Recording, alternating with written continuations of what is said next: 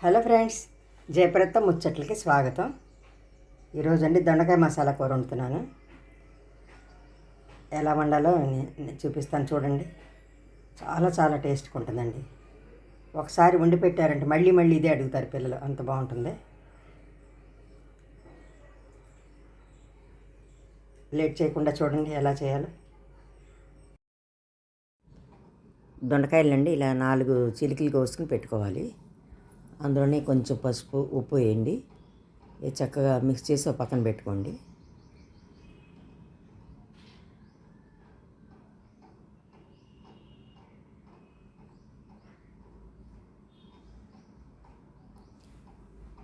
ఉప్పు పసుపు ముక్కలకు బాగా పట్టాలి.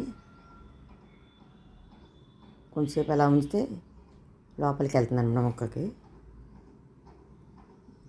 ఉప్పు అప్పుడు బాగా పడుతుందన్నమాట.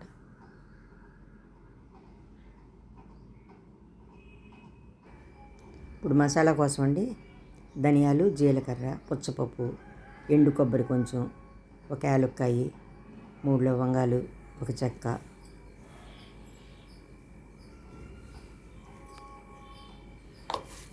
తీసుకొని ఇలా వేయించుకోవాలండి. ఒక ప్యాన్లో పెట్టుకొని చక్కగా వేయించండి.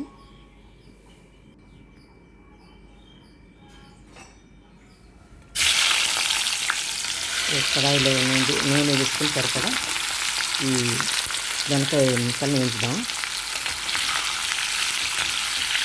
మెత్తగా వేగాలండి.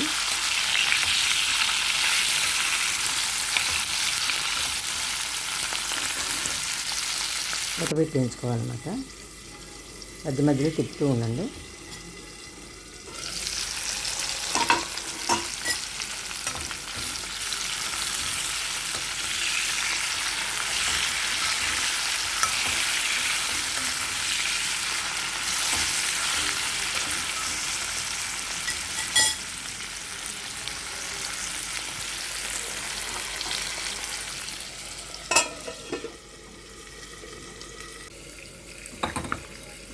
లోపు ఈ మసాలా దినుసులన్నీ చక్కగా వేయించుకున్నాం.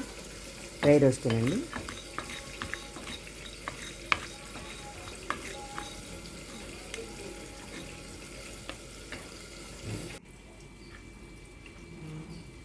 కొంచెం వేగాక జీలకర్ర వేయండి.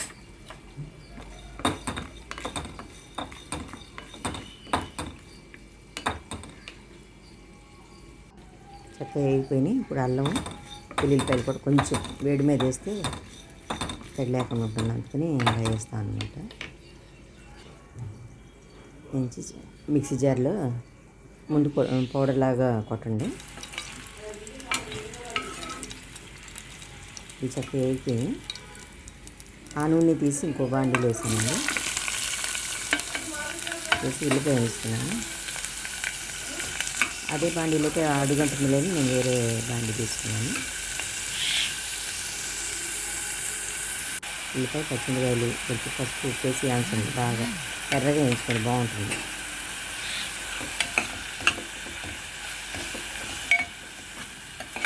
ఒక ఉల్లిపాయ అయితే సరిపోతుంది.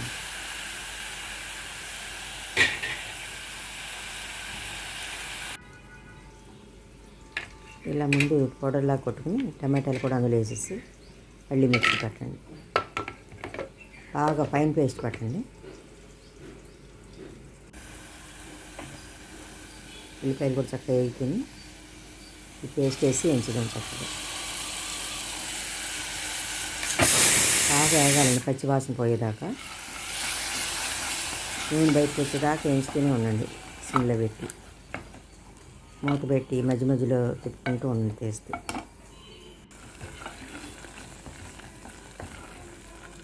తిప్పకపోతే అడుగంటేస్తుందండి.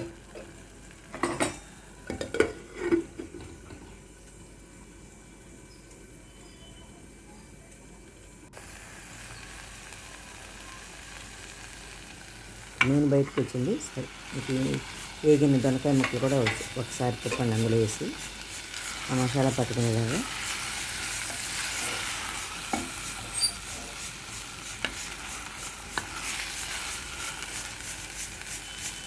ఎండు కొబ్బరి వేస్తాం కదా, కొంచెం అడుగుంటుంది, అందుకని నేను తిప్పుకుంటూనే ఉండాలి.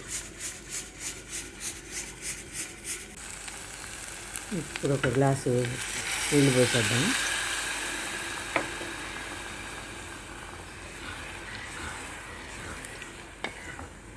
మొత్తం చక్కగా తిప్పేసి మూత పెట్టేయండి.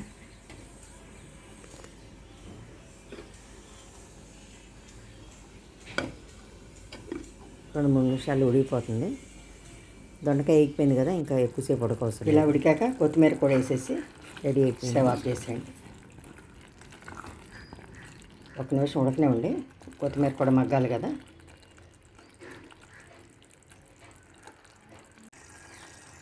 దొండకాయ మసాలా కూర రెడీ అయిపోయింది.